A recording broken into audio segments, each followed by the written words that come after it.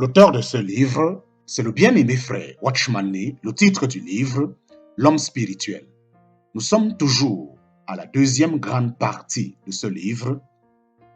Nous sommes au chapitre 2 de cette deuxième grande partie. Le titre du chapitre 2, Le croyant charnel.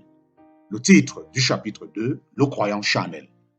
Chapitre 2 de cette deuxième grande partie, Le croyant charnel. Tous les croyants pourraient, comme Paul, être remplis du Saint-Esprit au moment où ils croient et sont baptisés. En parenthèse, Actes chapitre 9, versets 17 à 18. Beaucoup, malheureusement, sont encore contrôlés par la chair, comme s'ils n'étaient pas morts et ressuscités. Ces personnes-là n'ont pas vraiment cru au fait accompli de la mort et de la résurrection de Christ pour eux. Et ils n'ont pas sincèrement mis en œuvre l'appel du Saint-Esprit à suivre le principe de la mort et de la résurrection. D'après l'œuvre de Christ, ils sont morts et ont déjà été ressuscités, et selon leur responsabilité de croyants, ils devraient mourir à leur vie propre et vivre pour Dieu. Mais dans la pratique, il n'en va pas ainsi. Ces croyants-là doivent être considérés comme anormaux. Il ne faut pas croire cependant que cette anormalie soit limitée à l'époque actuelle. Il y a bien longtemps, un état de choses identique parmi les croyants a confronté l'apôtre Paul. Les chrétiens de Corinthe en étaient un exemple. Écoutez ce qu'il est dit d'eux. Pour moi, frères, ce n'est pas comme à des hommes spirituels que j'ai pu vous parler, mais comme à des hommes charnels, comme à des enfants en Christ. Je vous ai donné du lait, non la nourriture solide, car vous ne pouvez pas la supporter. Et vous ne le pouvez pas, même à présent, parce que vous êtes encore charnels.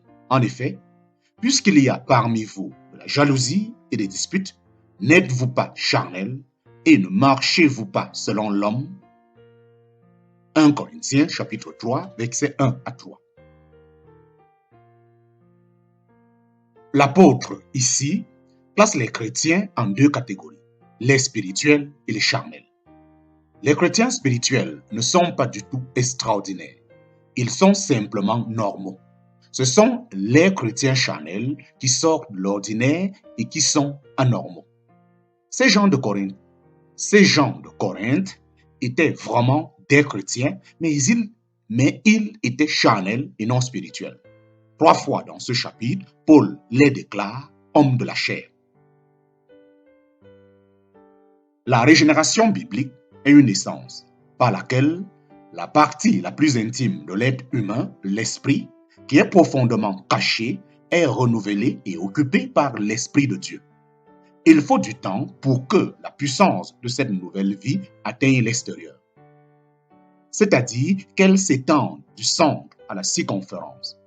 Aussi, ne pouvons-nous pas nous attendre à trouver la force des jeunes gens, ni l'expérience des pères manifestée dans la vie d'un enfant en Christ.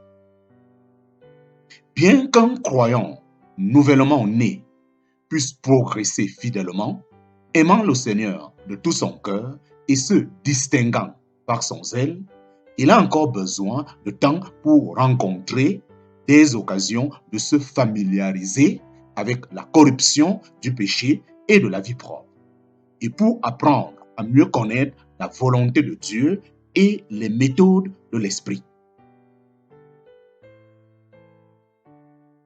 Quel que puisse être son amour pour le Seigneur et son désir de faire sa volonté, ce croyant frais et moulu marche encore dans le domaine du sentiment et de la pensée, n'ayant pas encore été éprouvé, affiné par le feu.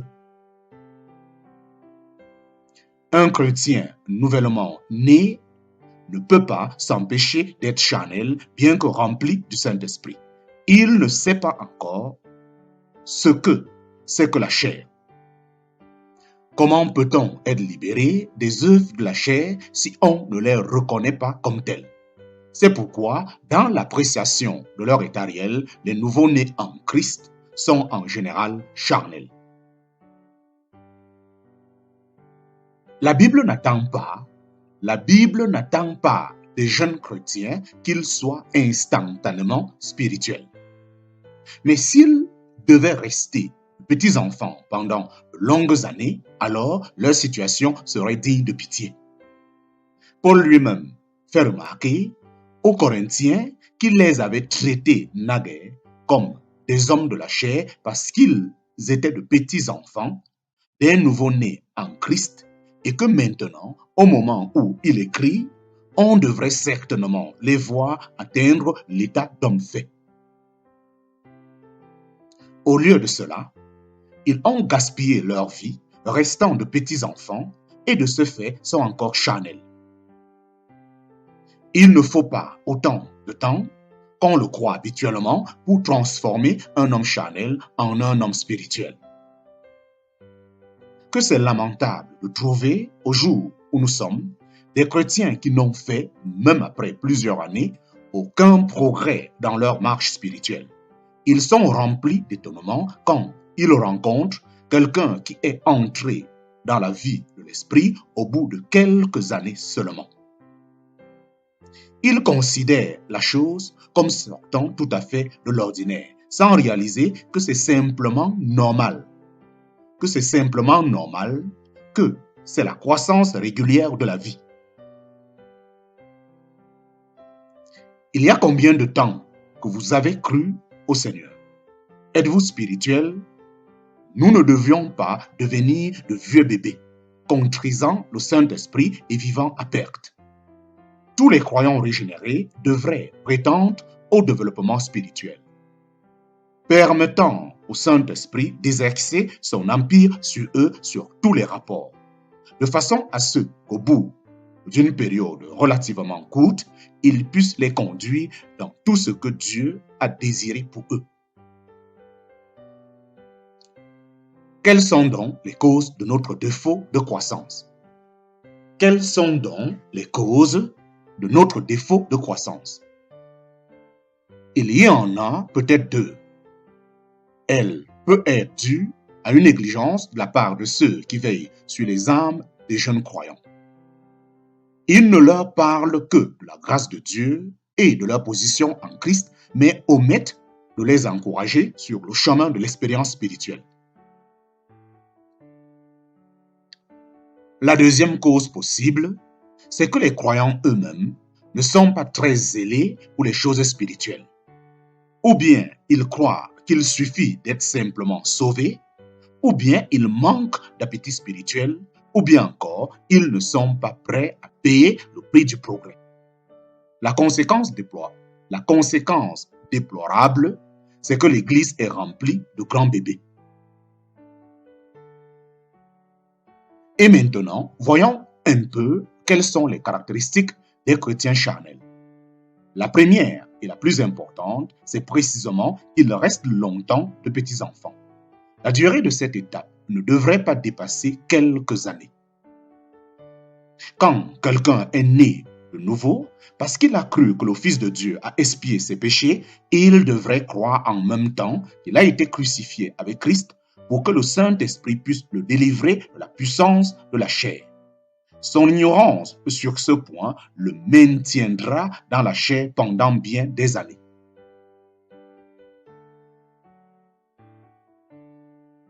La deuxième caractéristique des chrétiens charnels, c'est leur incapacité d'absorber un enseignement spirituel. Je vous ai donné du lait et non la nourriture solide, parce que vous ne pouviez pas en supporter. Les Corinthiens se targuaient de leur connaissance et de leur sagesse. De toutes les églises de l'époque, celle de Corinthe était probablement la plus éclairée. Dès le début de sa lettre, Paul remercie Dieu pour la richesse de leur connaissance. En parenthèse, 1 Corinthiens chapitre 1, verset 5. Quand il leur faisait un sermon spirituel, ils pouvaient en comprendre chaque mot, mais tout ce qu'ils en saisissaient passait dans leur entendement. Bien que leur connaissance portait sur tous les sujets, ces Corinthiens n'avaient pas le pouvoir d'exprimer par leur vie ce qu'ils savaient. Il est très probable qu'aujourd'hui, il y a de très nombreux croyants qui absorbent facilement une matière abondante, mais qui ne peuvent pas la prêcher aux autres parce qu'eux-mêmes ne sont pas encore spirituels. La vraie connaissance spirituelle n'est pas dans des vues merveilleuses et pleines de mystères. Elle est dans une expérience pratique de l'union de la vie du croyant avec la vérité. Le savoir-faire est inutile. Ici, le zèle pour la vérité de même. La condition sine qua non, c'est une marche de parfaite obéissance au Saint-Esprit qui seul peut vraiment nous instruire. Tout le reste n'est que transmission de connaissances d'une intelligence à l'autre. De telles données ne rendront pas spirituelle une personne charnelle. Au contraire, sa marche charnelle convertira toute sa connaissance spirituelle. Au contraire, sa marche charnelle convertira toute sa connaissance spirituelle en quelque chose de charnel. Ce dont elle a besoin, ce n'est pas d'un complément d'instruction spirituelle, mais d'un cœur obéissant, prêt à livrer sa vie au Saint-Esprit et à marcher sur le chemin de la croix selon le commandement de l'Esprit. Un complément de connaissance ne fera que fortifier son caractère charnel et contribuera à la tromper en la faisant passer pour spirituelle à ses propres yeux.